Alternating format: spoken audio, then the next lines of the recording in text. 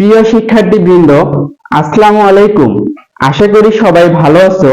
আমিও আছি আলহামদুলিল্লাহ। শাওন একাডেমির পক্ষ থেকে সবাইকে আন্তরিক শুভেচ্ছা এবং অভিনন্দন। এসএসসি 2025 ব্যাচের আজ জীববিজ্ঞান ক্লাস হবে।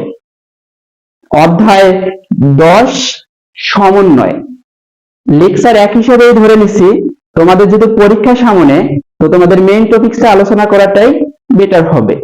তো দেখো, তোমাদের এই অধ্যায় থেকে বেশিরভাগ প্রশ্নই নিউরন সম্পর্কেই আসে।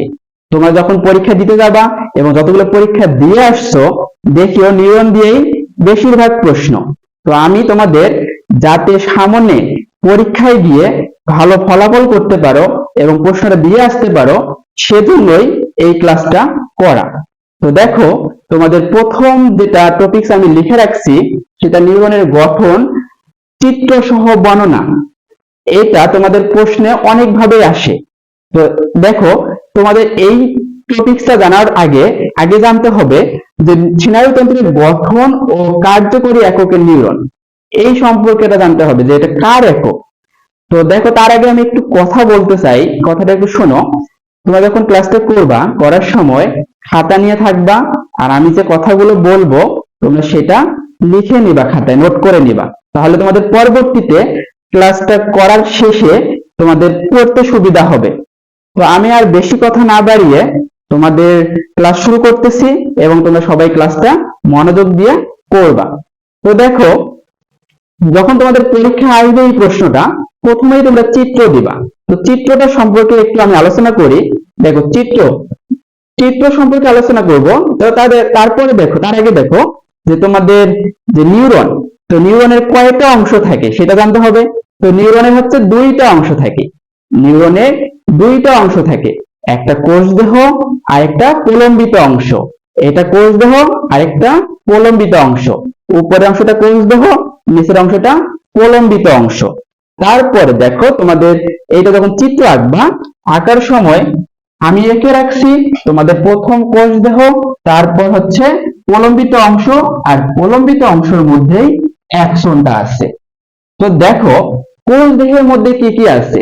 কোষ দেহের মধ্যে আছে সাইটোপ্লাজম। সাইটোপ্লাজম কোন অংশের নাম?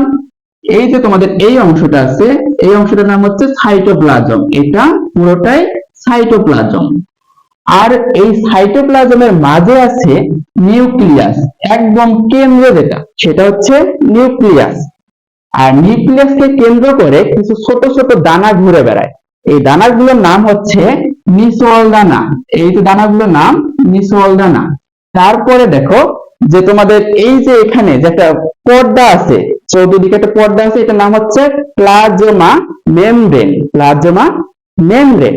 তো দেখো, তারপরে তোমাদের যে শাখা প্রশাখা বের হয়, যেমন আমার দেখো দুইটা নখ আছে, দুইটা নখের এখান থেকে শুরু হয়েছে। তো এইখান থেকে শুরু হয়েছে, যেখান থেকে শুরু হলো এইটা হচ্ছে ডেনড্রন, যেখান থেকে শুরু হলো। আর যে শাখা প্রশাখা গুলো বের হবে এগুলো হচ্ছে ডেনড্রাইট। তো দেখো, এটা হচ্ছে আসলো, আসার পর এই যে শাখা বের হলো, এই শাখাটার নাম হচ্ছে ডেনড্রাইট।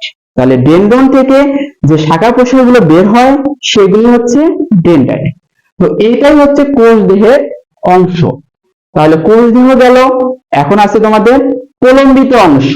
প্রলম্বিত অংশ বলে দিছি যে প্রলম্বিত অংশের মধ্যে নিউক্লিয়াসটা আছে, সরি অ্যাকসন আছে। তো দেখো যে তোমাদের যে অ্যাকসনের মধ্যে, অর্থাৎ প্রলম্বিত অংশের মধ্যে প্রথমে দেখো নিউরিলিমা আছে, একটা করে এই যে একটা করে নিউরিলিমা আছে, এই যে নিউরিলিমা, এই যে নিউরিলিমা, এই যে নিউরিলিমা। তারপর এই নিউরিলিমা গুলোর মাঝে একটা করে কোষের মতো দেওয়া আছে। তো কোষ, এই যে কোষ, এই কোষগুলোর নাম হচ্ছে সোয়ান কোষ। এই কোষগুলোর নাম সোয়ান কোষ।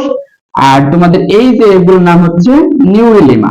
আর সোয়ান কোষ আর নিউরিলিমা, এই যে এগুলোর যে মাঝখানে যেটা করে পর্ব দেখা যায়, এই পর্বগুলোর নাম হচ্ছে রেনভিয়ারের পর্ব।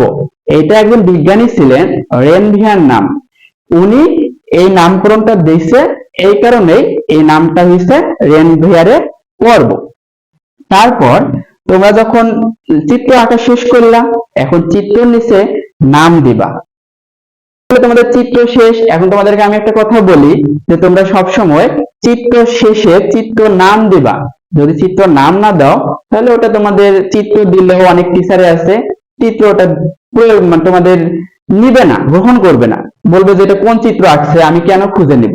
এজন্য তোমরা অবশ্যই চিত্র আঁকা শেষে চিত্র নিচে নামটা লিখবা। যে চিত্র আঁকো বায়োলজির ক্ষেত্রে সবকিছুর ক্ষেত্রেই তোমরা নিচে চিত্র নামটা দিবা।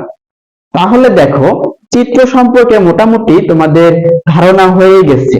এখন তোমাদের প্রশ্ন কিভাবে আসবে, তোমাদের প্রশ্নটা কিভাবে আসবে, তোমরা অ্যান্সার করবা কিভাবে, সেটা একটু মনোযোগ দিয়ে শোনো এবং এ সময় তোমরা সবাই একটু খাতায় লিখবা। আমি যে কথাগুলো বলবো সবাই খাতায় লিখবা। তো দেখো তোমাদের প্রশ্নটা আসলো যে স্নায়ুতন্ত্রের গঠন ও কার্যকরী এককের চিত্র সহ বর্ণনা লিখো। তাহলে তোমরা প্রথমেই লিখবা যে স্নায়ুতন্ত্রের কার্যকরী গঠন ও নিউরনের একক হচ্ছে কার্যকরী একক নিউরন। তো কার্যকরী দেখো তোমরা কি করবা, স্নায়ুতন্ত্রের গঠন ও কার্যকরী একক নিউরন এর গঠন চিত্র সহ নিচে বর্ণনা করা হলো। তারপরে দিবা চিত্রটা, এভাবে চিত্রটা দিয়ে ফেলবা। তারপর কোষদেহ দিবা, অ্যাকশন দিবা, তারপর নামগুলো সবগুলো নামকরণ করে ফেলবা। তারপর লিখবা যে আমরা জানি নিউরনের দুইটা অংশ থাকে, একটা কোষদেহ আর একটা হচ্ছে প্রলম্বিত অংশ। কোষদেহের মধ্যে কি কি থাকে লিখবা। কোষদেহে cytoplasm, nucleus, plasma membrane, dendrite